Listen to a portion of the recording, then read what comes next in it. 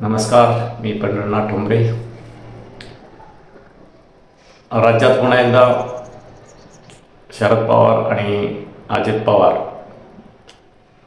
दोघेही एकत्र येण्याची चर्चा सुरू झालेली आहे.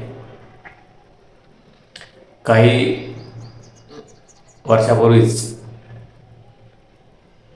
अजित पवार यांनी राष्ट्रवादीमधून बाहेर पडत भाजपसोबत घरोबा केला.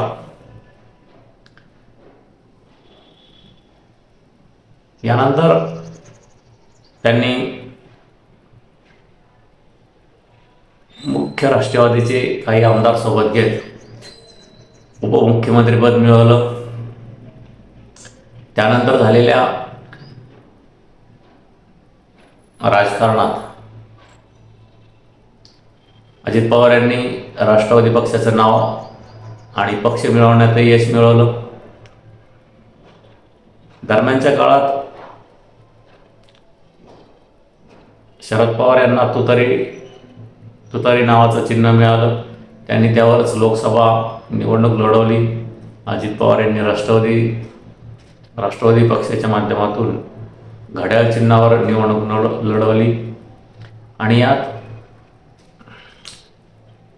अजित पवार यांच्यापेक्षाही शरद पवार गटाला जास्त जागा मिळवत लोकसभेत शरद पवार गटाने आघाडी घेतली आणि त्यांचे जास्तीचे खासदार अजित पवारपेक्षा निवडून आले. दरम्यान पुन्हा विधानसभेच्या निवडणुका झाल्या. या निवडणुकीमध्ये महायुतीतील घटक पक्षाला चांगले यश मिळाले. अजितदादाच्या राष्ट्रवादीलाही 40 आमदार निवडून आणता आले. मात्र शरद पवार यांना केवळ 10 जागांवर समाधान मानावे लागले. अजितदादा सत्तेमध्ये बसले आहेत, तर शरद पवार यांना विरोधी बाकावर बसावं लागलं. शरद पवार यांचा एक मूळ स्वभाव असा आहे की ते कधीच सत्तेच्या बाहेर राहणं पसंत करत नाही. जास्तीत जास्त सत्तेमध्ये राहून लोकांचे प्रश्न कसे सोडवता येतील यावर त्यांचा भर असतो.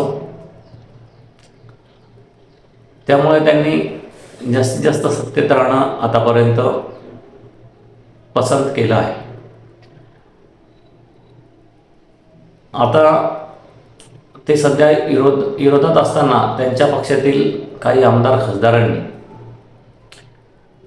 पुन्हा मुख्य राष्ट्रवादीत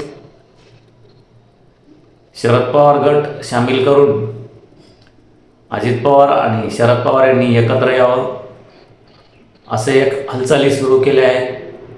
येत्या 8 ते 9 जानेवारीला या संदर्भात शरद पवार गटाच्या आमदार आणि खासदारांची बैठक होणार असल्याची सूत्रांची माहिती आहे. आणि या बैठकीमध्ये दोन्हीही गट एकत्र आणून पुढील काय रणनीती आखता येईल राजकारणामध्ये यावर निर्णय होण्याची शक्यता आहे.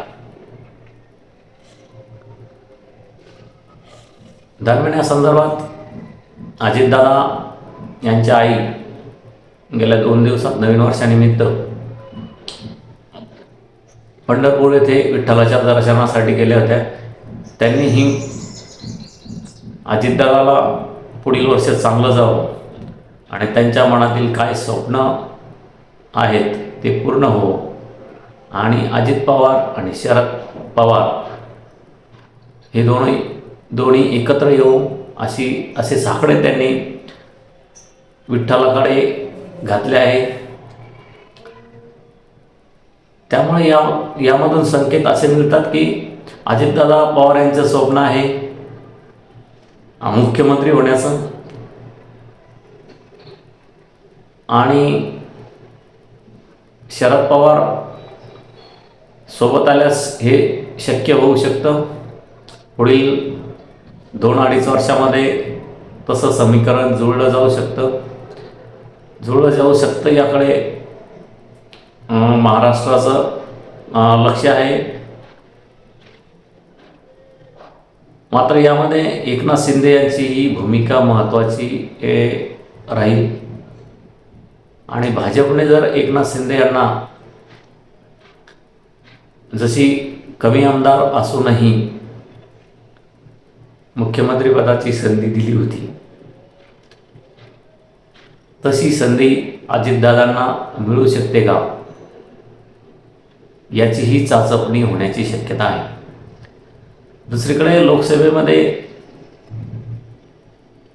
भाजपाला काठावर बहुमत मिळालेलं आहे. त्यामुळे त्यांना शरद पवार यांच्या खासदाराची गरज आहे, एकनाथ शिंदे यांच्या खासदारांची गरज आहे. त्यामुळे ते शरद पवार यांना सोबत घेऊ शकतात असं एक मतप्रवाह आहे. येत्या काही दिवसात आपल्याला या घडामोडी घडताना दिसून येतील.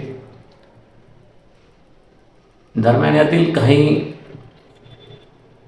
शरद पवार गटांचे खासदार आहेत आणि आमदार आहेत 2-3, त्यांचा अजित पवार यांच्यासोबत जाण्यास विरोध जरी असला, यामध्ये खासदार सुप्रिया सुळे ही काय निर्णय घेतात यावरही बरेच काही अवलंबून असणार आहे. मात्र विधानसभेचा निकाल पाहता आणि शरद पवार यांचे नेहमी सत्तेचे राजकारण पाहता ते अजित पवार यांच्याशी जुळवून घेतील असं वाटतं. कारण त्यांनी यापूर्वीही अपोलो स्थापन करून महाराष्ट्राची सत्ता ताब्यात घेतली होती. त्यानंतर पुन्हा त्यांनी राजीव गांधी यांच्यासोबत जात काँग्रेसमध्ये छत्रपती संभाजीनगर येथे प्रवेश करून त्यांचा पुलोदो काँग्रेसमध्ये विलिनीकरण केला होता आणि त्यांनी पुन्हा काँग्रेसच्या माध्यमातूनही मुख्यमंत्रीपद मिळालं होतं. 2014च्या निवडणुकीमध्ये आपल्याला बघता येईल, शिवसेना भाजपची युती असतानाही त्यांनी भाजपाला सरकार स्थापन करण्यासाठी बिनशर्त पाठिंबा देऊन शिवसेनेची कोंडी केली होती. आणि 2019चा आपल्याला अनुभव पाहता येईल. भाजपाला जवळपास 114-15 आमदार असूनही त्यांनी शिवसेना, काँग्रेस आणि राष्ट्रवादी अशी एकत्र समीकरण जुळवत उद्धव ठाकरे यांना मुख्यमंत्री करत राष्ट्रवादी पक्ष हा सत्तेमध्ये आणला होता. ही सर्व पार्श्वभूमी शरद पवार यांची पाहता शरद पवार आणि अजित पवार एकत्र येऊ शकतात आणि महाराष्ट्रामध्ये पुन्हा काही नवीन राजकीय घडामोडी येत्या काही वर्षात आपल्याला पाहायला मिळू शकतात. यामध्ये तुम्हीही नक्की कळवा, अजित पवार आणि शरद पवार यांनी एकत्र यायला हवं की नाही, तसेच हे एकत्र येऊ शकतात का, या संदर्भातही तुम्ही कॉमेंट्सच्या माध्यमातून नक्कीच कळवा. आणि आपलं चॅनल नक्की सबस्क्राईब करा आणि शेअर करा. धन्यवाद.